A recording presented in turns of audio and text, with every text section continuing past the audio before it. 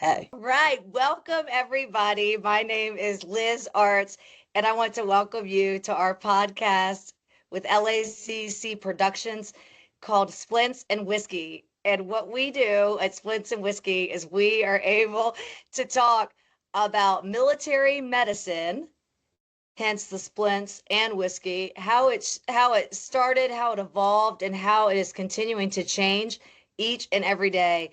Our goal is just to be able to bring medical training devices, medical simulation, and things of that nature to the warfighter to help them be more effective when they're treating their battle buddies, brothers and sisters, anybody in the field, and so that they're able to come home safely. And I'll tell you, the passion for this job, we have the greatest job in the world, and we are so thankful that we get to work with our soldiers, sailors, airmen, guardians, veterans, and many, many more. So today I am so excited. I want to introduce you guys, and many of you may know him, to his code word when we started a few minutes ago was King of Japan. But his real name is Toki. Toki is the owner of MN Medical, and he does simulators for athletic training, reduction techniques, physical therapy type reduction techniques. It's awesome stuff. So Toki, welcome to Splints and Whiskey, and thank you for coming on.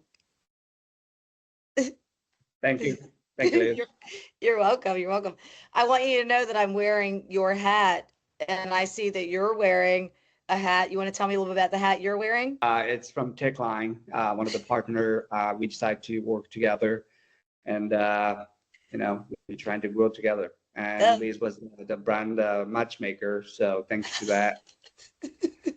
You're welcome. I wore my Techline shirt too for us because once you guys watch Toki and are able to talk to him and hear about his awesome products, then you'll be able to call Techline Technologies or my company, which is LACC, and we all work together. We're one big happy family trying to serve the warfighter. So that's why Toki's wearing that hat. And I'm mad at Techline right now because they sent him a hat and they didn't send me one. So I'm wearing Toki's hat and Techline shirt. Okay.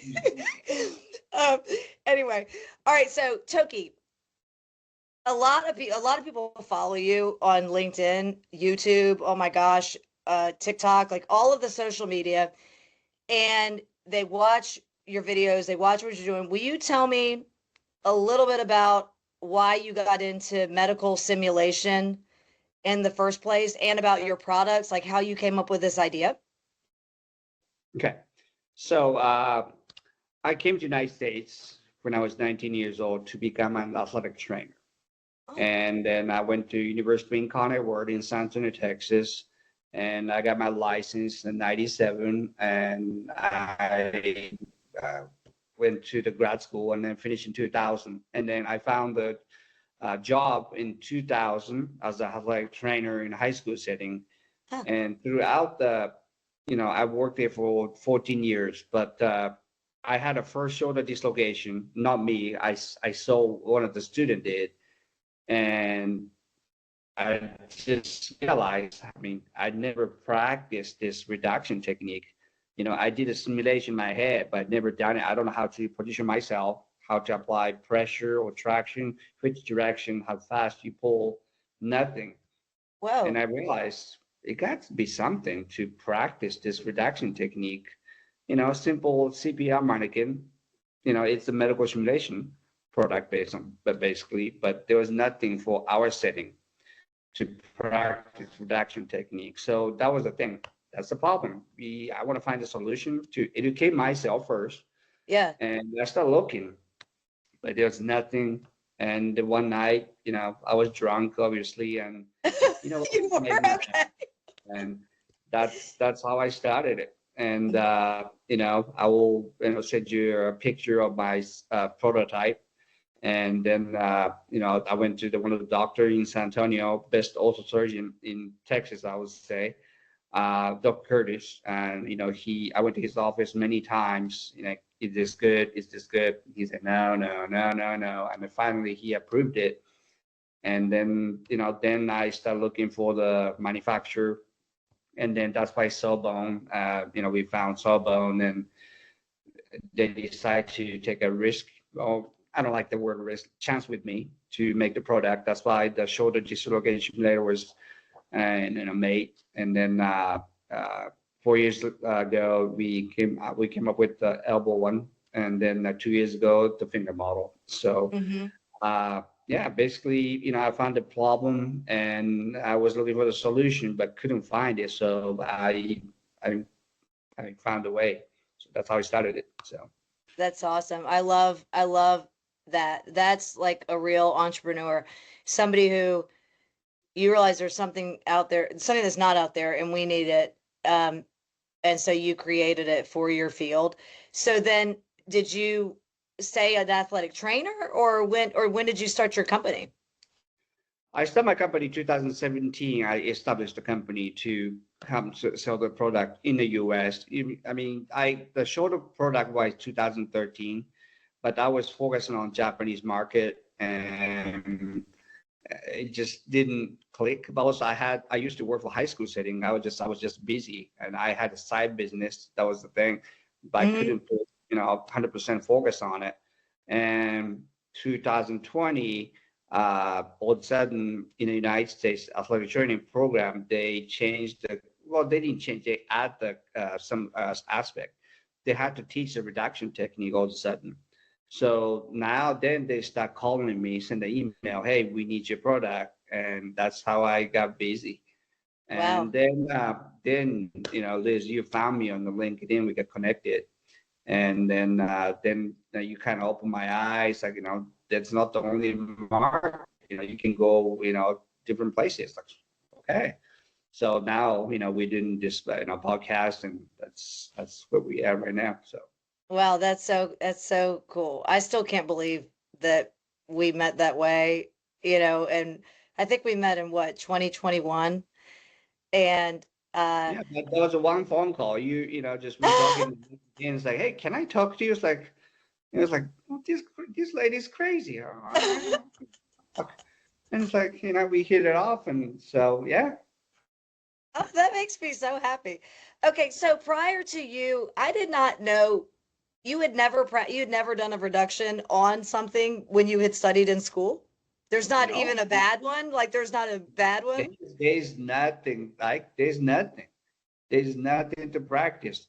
Every actual reduction is the practice, which means you have to get a license, then you can practice. When you're a student, there's no way you can. I mean, Wow. so now, yeah, like a couple months ago, I mean, a couple weeks ago, I went to the University in Concord. Dr. Fisher, he's a program director. He called me, hey, Toki, can you bring your product? I have a brand new student. I want to teach a class. Yeah, sure. So they're basically 18 years old kid, Yeah. first semester, first class. They already practicing reduction technique in a classroom as many as they want, no risk, you know. So it's different way to learn and teach, no risk. Oh yeah, no risk. It's not, yeah. So for me, as you know, my passion is military medicine. Sometimes I wish it wasn't because it's really hard. It's really hard.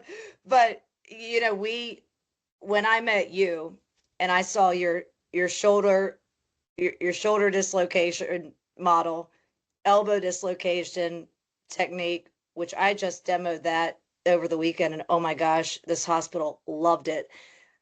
You have a finger, you're coming out with an ankle with the pulse.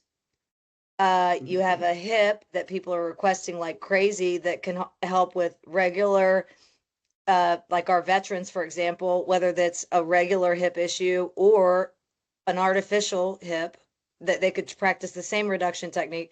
And then you're coming out with TMJ, which is amazing. So you've done awesome. I love your humility, acting like I don't know, you have really done an awesome job. You've created something that a lot of people need. Now, when I wanted to meet you, it's because I deal with a lot of people each and every day that there's either one of two ways that they're going to get hurt that they need to train for your field, like with your products, right?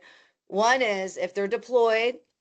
We have a lot of guys that are deployed that have a lot of free time on their hands. So they're playing football or they're, Yeah, exactly. It's not on the battlefield. Sometimes they're practicing, or playing football, touch football, and then they dislocate their shoulder and not on the battlefield. That happen all the time. Yeah.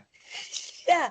And I couldn't imagine training and wanting to so badly for your entire career to go out in the field and like to protect our country and then get injured and have to fly back from some foreign country or whatever to go to a field hospital or go to a VA hospital or whatever, wherever you are, just because you've been horsing around, right?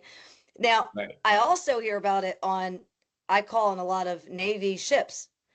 And so there might be injuries on the ship, like, someone slips and they dislocate their ankle or their shoulder, things like that. Do you run into that too? Yeah. Yeah. I mean, I sold it one set to the naval hospital already, and they like it because they also have a medical training center on the battleship, and my product is low tech. There's no motor, no sensor. I mean, nothing in it. It's just wire and spring. It's low tech. It doesn't interfere any radio or nothing, so they love it. There's no computer glitch, virus, nothing. So Yeah, yeah, yeah. I see many, medical simulation product expensive. I mean, some could be, I mean, can be, but, I'm trying to make low tech, affordable, high quality. That's what I'm trying to do. So, Yeah. When we brought it to people, when I carry it with me, anytime I visit any of the forces, any of the branches of service or the Veteran Affairs Hospital for our veterans, right? Um, and people will think like, wow, I've never thought about that. But the benefit to reducing, I want to talk first about an active duty soldier or medic or corpsman, if you don't mind. Okay, so let's talk about someone active duty that's out in the field, right? What type of benefits? Why do we need to know how to to like have a reduction happen right on the spot versus if they hurt themselves, pull them out and get them? Why is it important to do it fast? I don't, because I am not an athletic trainer. yeah, so there are three things. The sooner reduce, it's easier. There's no, muscle spasm. It's easier to put it back. Still, they're in the shock anyway. Then the second, the sooner reduce, patients suffer less pain, you know. And third, sooner reduce, faster recovery. Yeah. Instead of going to get, transported by helicopter, go to the hospital, it takes what, 5, 6 hours. By that time, it's going to take forever to reduce. You need the medications, I mean, all the pain they have to suffer, everything. Huh. Compared to that, if you can reduce on site, I mean, it might be on the extreme situation. You might be able to, shoot the gun because somebody reduced it and then move 5 yards and then you save your life. I might be stretching, but possible, So yeah, that's one of the reasons. I mean, I don't encourage you or recommend you to reduce, but if you get to the extreme situation, I don't care. If just put it back. Yeah, you know. So, and then you can move to safe place. So, that's the key right there, man. One thing I talked to about with our medics and our corpsmen and our physicians, of course, like just all over the DoD, is that the kind of the nature of the war fighter and the treatment time and then getting them into a safe place has changed a lot. So, um, I don't work with high school kids, but a lot of them are 18 to 25 anyway. I mean, they're younger, active duty, but uh, what I know is that, in back in the day, like in Vietnam or even in times in Afghanistan, we had what we called the golden hour. So we had the golden hour, and that meant that within the hour of being injured, you would have a doc or a medic, depending on your branch, what they call you. And once you got injured, you're like medic, and we try within an hour to go get the patient, bring them to a safe place, and then within that golden hour, get them on a helo, like you said, and get them either to a field hospital or to a hospital to then begin recovery and be treated. Now, because the nature of war, of combat has changed, and you know this, we talk with a lot of people internationally uh, that are currently in combat, right? So because it's changed so much, we've just introduced, and it's been introduced for a couple of years, but because of COVID, it was harder to have it implemented. And now it really, I've seen it this year, this fiscal year, the most being implemented, which is called prolonged casualty care. It means that instead of having a golden hour, our combat medics, our airmen, our soldiers, everybody, they're having to keep the patient alive, well, healthy, reduced, whatever, Yeah. treated, alive for 72 hours. It's not a golden hour anymore. It's 3 days. And it's because of things like drones, constant fire. It's just there's different, the war lines are different, right? I mean, uh, you might have fire now in a civilian setting. We see that, there's a lot of weird things going on. And so for prolonged field care, I think you would have to teach reduction technique, right? Because you can't make them. What would happen if they waited 3 days? Like if they dislocated their hip or ankle with the pulse, losing the pulse. What would happen if Eight they hours. were? 8 hours. 8 hours is the window. If you missed 8 hours, they have to amputate 83%. Oh gosh, I didn't know that. So, I mean, yeah, I mean, if you see it, in any place, yeah, but on the battlefield, nobody's around, and you're not gonna leave that ankle dislocated with no pulse. If you wait for 3 days, I mean, like I said, 8 hours the window. If you don't reduce it, no pulse, they have to chop it. Oh gosh, I did not know that. Wow, wow. Yeah, same thing as hip too. If you dislocate it, too long at the head of the femur, get necrosis, start dying. I mean, you need to reduce because lack of circulation. I mean, it's just the reduction is very important. It's just it looks gross, but it needs to be reduced no matter what. Anyway, you know. You So are, yeah. You have some really good videos. I just think that people like lay people like me, we don't know about the importance of it. I did not know about the 8 hours at all. That was not like a softball. I did not know that.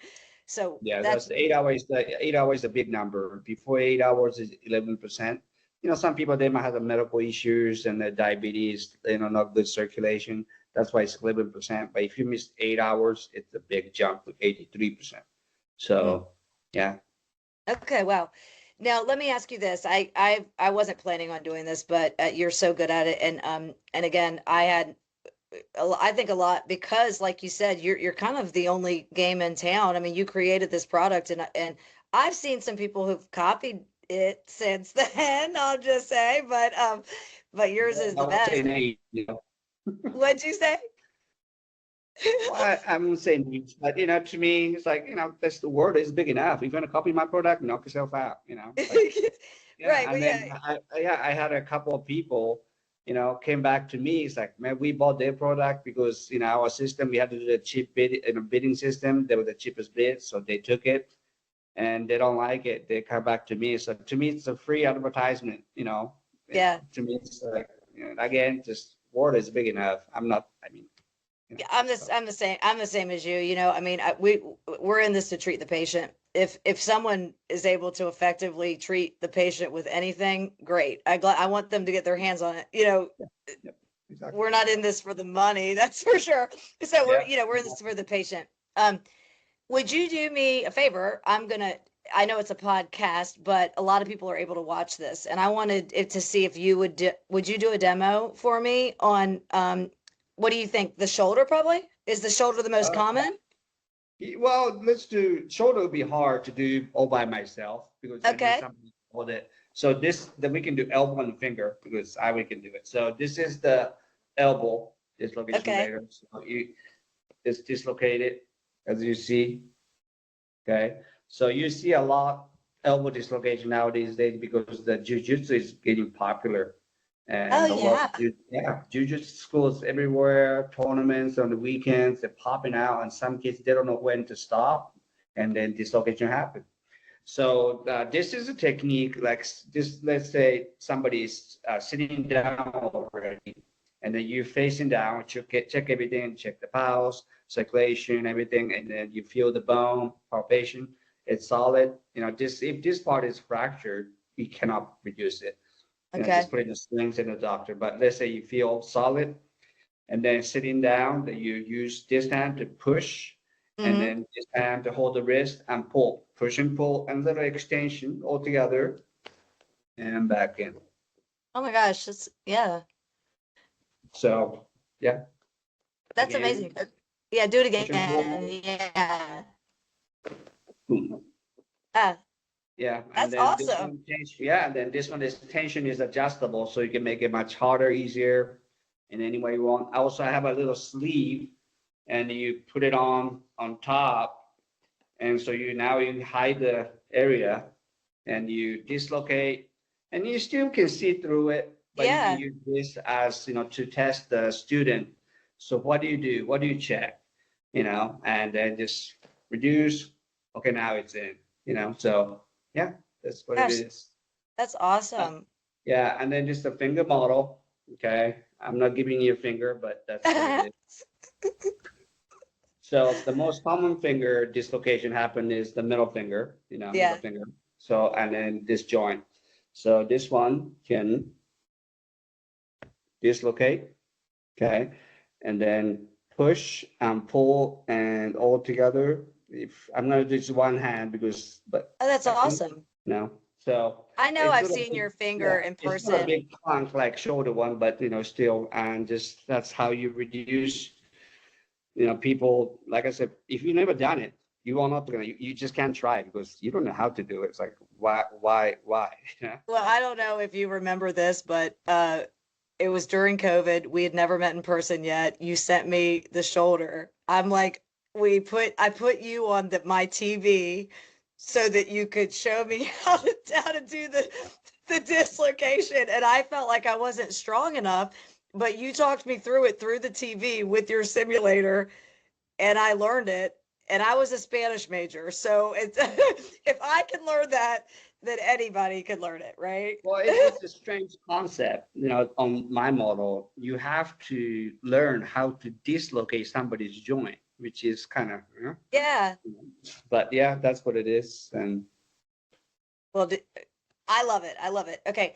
To me, you gave us I love the product, you know that, and I love you so much. I love that you fight for the patient every single day, and that's why we have such a friendship, is because we want to make sure that we're just delivering the best healthcare we can for the people that fight for our freedom each and every day. You came to this country and you've got people, serving for this freedom. It's awesome. So what a great thing. Based in San Antonio, what a big military population we have there. So, Toki, I want to say thank you, thank you, thank you so much. I believe that when you just named that 8 hour situation, um, I really feel like we should solicit the DoD, the United States military, to add this as a requirement for PCC, prolonged casualty care. I'm not kidding. I didn't know that, and that is a really big deal. I also want to talk, in length later about the HIP model and what we can do for our veterans or our elderly population too, and TMJ. So, but people can call you, right? So I want to thank our listeners, and we provide each of these people to be on Splints and Whiskey so that you can learn about the newest things in military medicine and be able to incorporate it at your command. So please give me a call, and I can connect you with Toki if you want a demo, or you want him to come out, or send you a shoulder or a hip, finger, whatever. And our goal, you can try it before you buy it or whatever. We just want to spread the word that these reduction techniques are out. They're available and they're awesome. And they really do help us get our warfighter back in the field and back in action much quicker and with less pain, which is a big goal. All right, Toki, do you have any last words as the King of Japan, or are you good? No, no, not much. I'm not trying to make money from those YouTube channel or TikTok, but if you can, spread those, share with your, friend with the same interest on medical simulation, sports medicine, orthopedic, please do. And just that's like let's say we are not in for money. Yes, I need the money to live, but and I'm not expecting to make a million. Yeah. Just it's enough. So yeah, Mhm. so please support us, and then hopefully we can support you and help you. I love that. I love that. Yeah, your videos are awesome. So everybody, I'm gonna put in, or our producer person is gonna put in all the links to Toki's social media, because this is, to me, I fell in love with his product because it is something that I had never seen before either. And so I think it's a problem, like Toki found after he had graduated with his degree in athletic training, that he found that it was a problem that needed to be addressed. So Toki, you're awesome. Thank you guys for listening to Splints and Whiskey today. And we look forward to hearing all of your successes in military medicine with reduction techniques. So thank you so much, Toki. Thank you. And you guys have an awesome, awesome rest of your day. Thanks for listening. Bye bye.